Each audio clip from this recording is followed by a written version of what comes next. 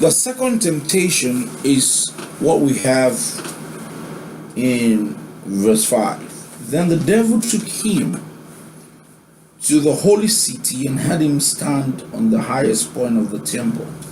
If you are the Son of God, he said, throw yourself down, for it is written, he will command his angels concerning you, and they will lift you up in their hands, so that you will not strike your foot against a stone. And Jesus answered him, it's written, do not put the Lord your God to test. He has said, man is a worshipper of faith, not certainty. By that I mean, the Bible says we will move by what we do not see and not what we see. Because the things that we see are temporary and the ones we don't see are permanent. The Lord expects us to worship and follow him by faith. And what's faith? Receiving what God is offering. Satan told Jesus, jump down. If he is the Father, he would save you. The second thing, man must not test God. There are certain things we do, we test God. When Satan tells you, oh, come on, sin, God will always forgive you. Didn't he say that if you sin, I will forgive you? So do this one. So whenever you wake up, a young man said, 1 January 1st, I've taken a New Year resolution. I would never lie again, except when necessary. And then you ask yourself, what is the sense in the New Year resolution? You will not lie again, except when necessary. Satan will corner you to always do things based on the provisions of the Father. Jesus is our mediator. He offers the services for us as an advocate before the Father. So whenever I feel like stealing, I'm going to steal because Jesus is advocating. That's the kind of things that I wanted to use to put Jesus into. Whenever I want to kill, I'm going to kill because Jesus is advocating. Whenever I feel like fornicating, I'm going to give my body to a man or a woman because Jesus will forgive me. Whenever I feel like envy, I'm going to envy because Jesus would advocate. Listen, you're lost. So you do certain things to test God. Father, you said you will forgive me. If you're God, forgive me. Let me see. Do not put the Lord your God to test. Another point is, you do not need a physical sign before you trust God. You do not need a physical sign before you trust God. Most of the things I've come to believe about my Father regarding his plans for my life, I didn't see them. Not even physical, not even open revelation or spiritual revelation. I just know in my spirit. You don't need a physical sign to believe God or to trust God. God, if you called me, heal me. Father, if you're the one leading me, take away this problem for me. You must not do anything physical. He must not show you any physical sign. I didn't say he will not. He must not do that for you to believe that God is with you. Satan will come to you often that look at your life. If you're really with God, why are you going through this? That's why I was telling Jesus. If you're really the Son of God, why can't you jump? Let's see. Prove it. You've been preaching all Sundays. Yeah, look at you. You've been following God. Look at your condition. You've been calling God for a long time. If really he's with you, prove it. And that's how come you see brethren go do nasty things because they must testify.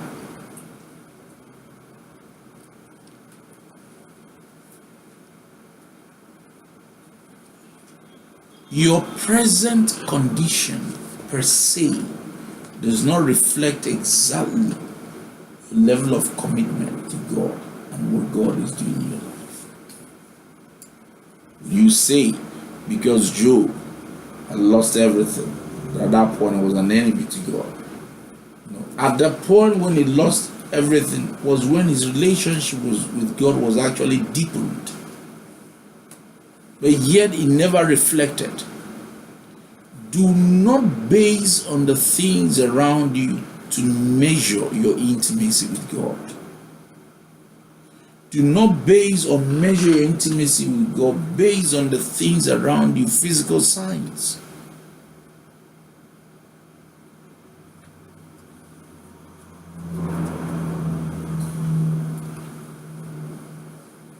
Lord, if you know you've called me, I must not fail this exam. Father, if you know you're the one that called me, this must not happen.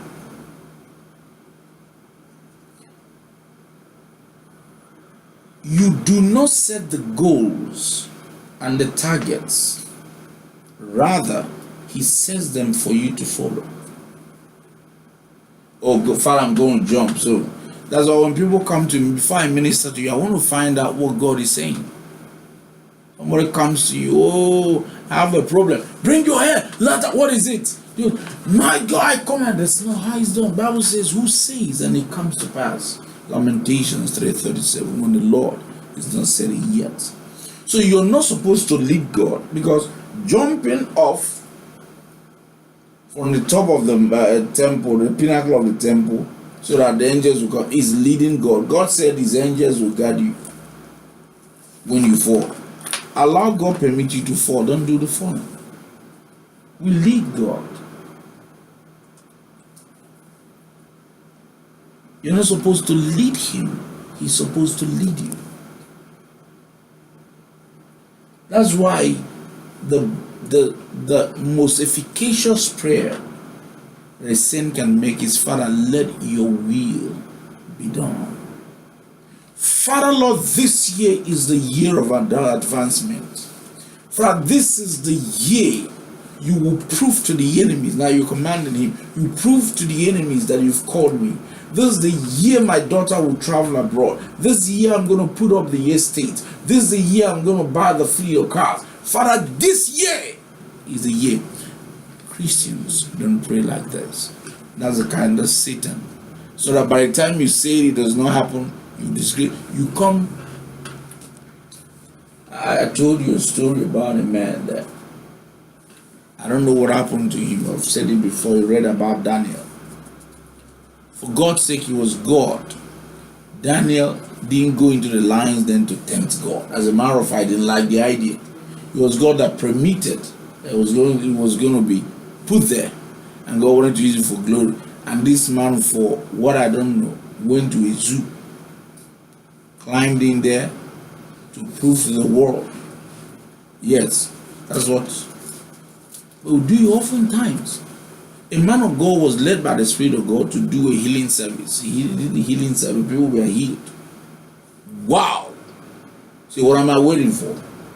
The next Sunday, people gathered. He printed flyers, posters, and shares. So go call people that today I'm going to heal, man. The God that did it yesterday is going to do it today. Who told you? People came in the numbers. Say, bring the deaf, bring the dumb, bring the gathered. I'm telling you, it happened. A huge man of God. During the service, he came again. You are the same forever. You are the same yesterday.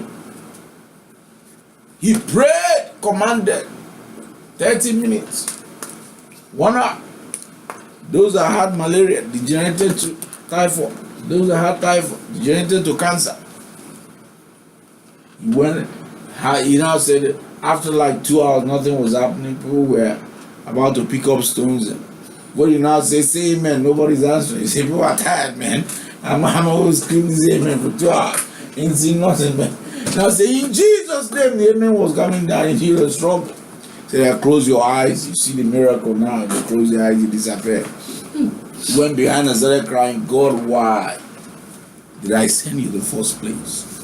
What God is trying to say, do not let Satan push you into commanding me or ordering me. You must hear from me before you do. Even if it's your right, I tell you how and when to use that right. You do not create risk for yourself. All shall be done with a purpose originated from God. Let me tell you that if anything you want to display as a Christian is not for the purpose of bringing praise to God, but praise to yourself, you're going to fail. All that God is going to use you is to bring His praise, bring about His praise, not yours. At times I get to some places and they were like, hey, this man is a prophet. And these people come to me, please prophesy to me, prophesy to me. You know, I want to prophesy. This time you're doing it to your glory. Most of when they say I don't say Jack. I went to a place and they've told one particular man about me that my prophecy is intact. When I prophesy gifts of revelation, I have got them. So when the man came to me, I heard you prophet, please, can you see something for me? I say I can see that your nose ain't pointed. I can see that your lips are quite huge. That's all I'm seeing, man. And someone said, let me see something. All must be done to the glory of God, purposed for God, not for you. If not,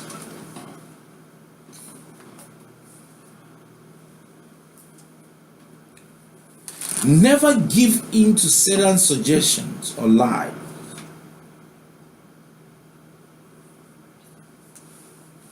That God has abandoned you, regardless of your level of suffering.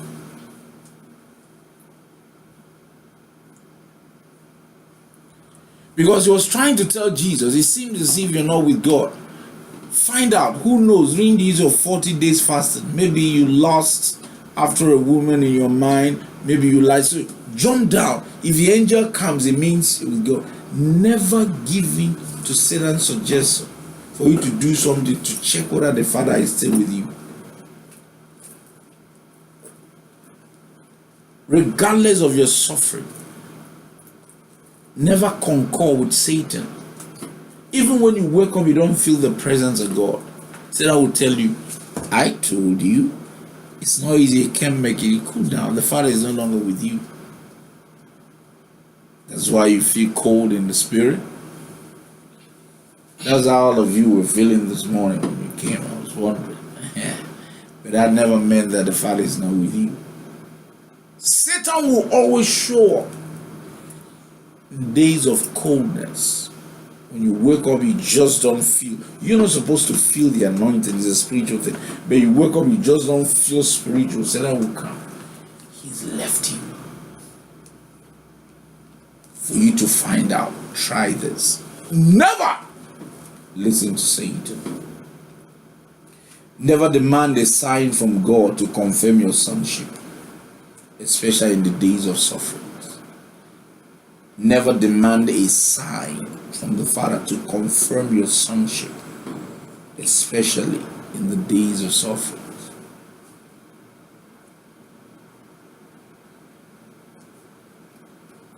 I will never let you go unless you bless me.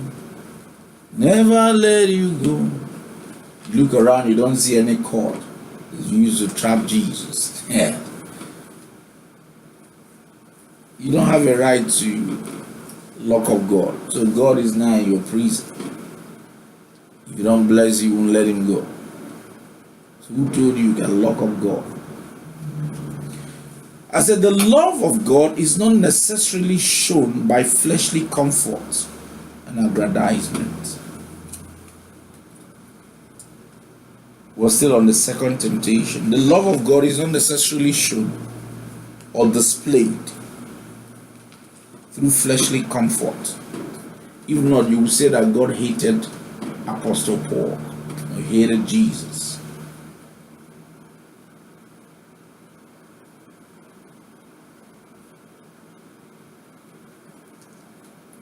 Miracles do not authenticate relationship or sonship. Oh, this brother is doing well. Yesterday had a testimony, there are cars. Today has another testimony. Oh, he is the Son of God. But this one, you've been limping from one, eating from hand to mouth and stuff. It means you're not the Son of God. That's not true.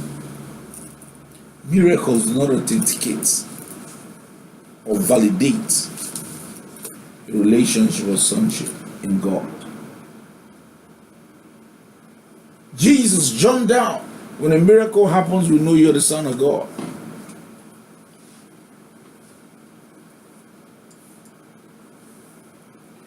I'm going to read Matthew chapter 16 and verse 1 to 4.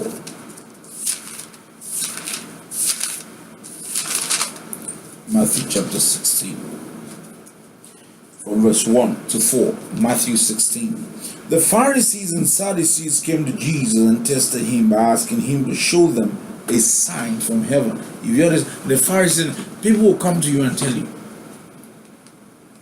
sister, I'm suffering.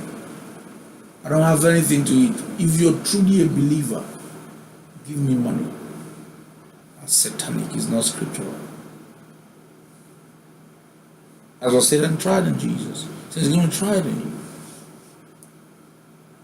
Show me a sign that you love me, sister. Give me that your car. That's what a lot of in code ministers of God do. There's a thin line that separates the will of God and Satanism. Never fall for such crap. Never. And maybe what the person is asking of you is what God has proposed. Jesus said, the poor you always have. That's what God has proposed you're going to use and open the great doors. And you give it away and you wait for another cycle.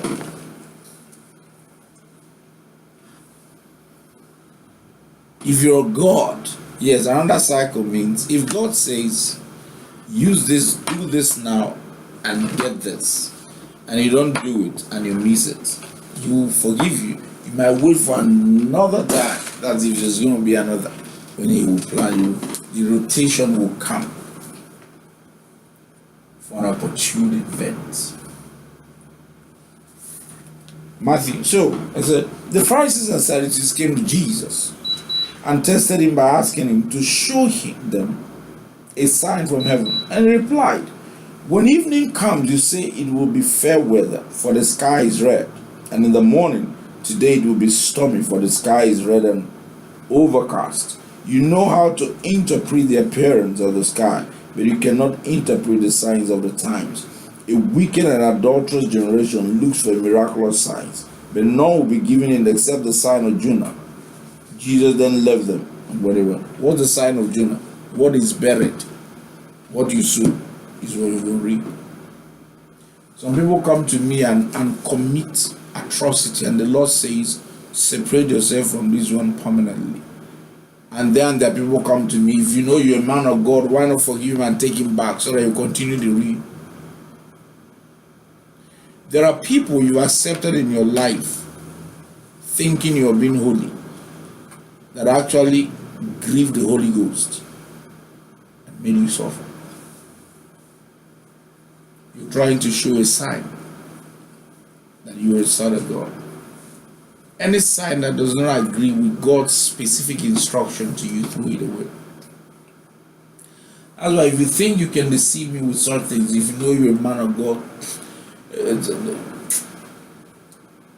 if you know you're a man of God, concede to dates, I will not listen to you. I concede to what my Father wants me to concede to.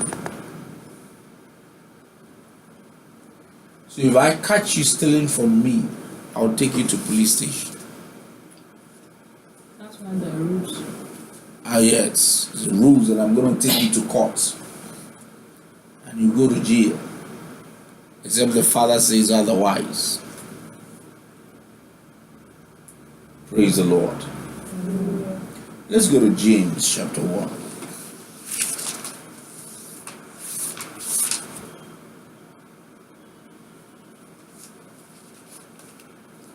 James chapter 1.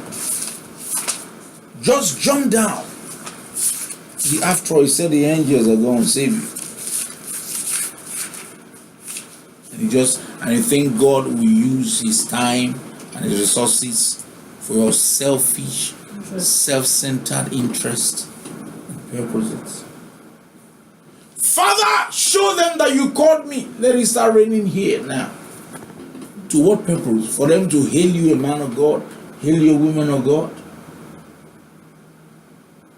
Father, if you know you don't want me to, you don't want my life to be destroyed, convert this man to become a Christian for me.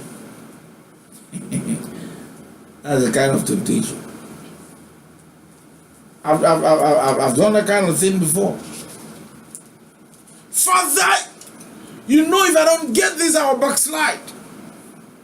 After all, your word says that I shall not be in lack. Cause the president to whatever, to my benefit, so that I will not backslide. Listen to me. Backslide. Because by the time you get God, let me tell you how this thing works. Father, if you know I'm your child, convert this one to become this, so that I'll marry him. God will go and grab a Muslim's neck. Repent. Because this sister is a Christian and she wants to marry. Repent and strangle you, the Muslim will repent. If that works, second demand will come. Father, that's how men are. If you know you've done this one, but I'm a bit in doubt. If you know I am your child, give this man Bill Gates money. That's how men are. And that's why the Father will not oblige you the first time. You don't run him, he runs you. Praise the Lord. James chapter, praise the Lord. Hallelujah. I'm not hearing hallelujah. Hallelujah. James chapter 1 from verse 13.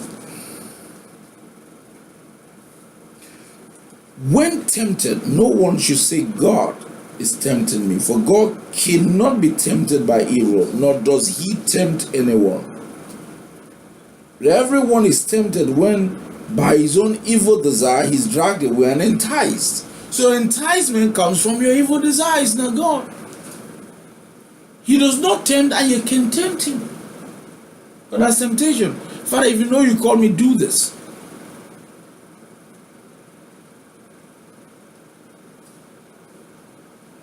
That's why certain people come to me for deliverance, for example. Somebody comes and I shake my hand, the person is sweating all over, jumping all over, screaming all over. And another person comes. I stretch my hand and pray. Nothing happens physically, but something happens spiritually. These are men of God. People must fall. Must be a sign today. I don't know whether you've gone through the horrors of such men. They will, by the time they hold your head and press it, they will do things. In fact, a time will come, they know you know that you're not going to fall, but they want you to fall so that people will think you're falling. As long as you fall, even if it's just the two of you that know that this thing, but let people believe. They will do everything. And I like one old man, very, very cruel. I've never seen a cruel man, very funny. He told me,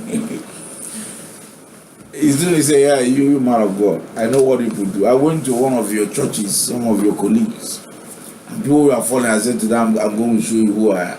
So when it was my turn for him to pray for me, he said I was ready. When he put his hand on my head, was pushing, I was pushing. I said to them, I'm not going to fall. I was so ashamed because this is what they do. They will push you. It must not happen. It's not a proof that God is moved. I've touched people, they didn't feel nothing, they didn't see nothing. They just go home and call me, I'm just, there's this, there's that. Yet, there's no physical nothing to these things. Do not tempt God so that God will not tempt you. Praise the Lord. Amen. Hallelujah.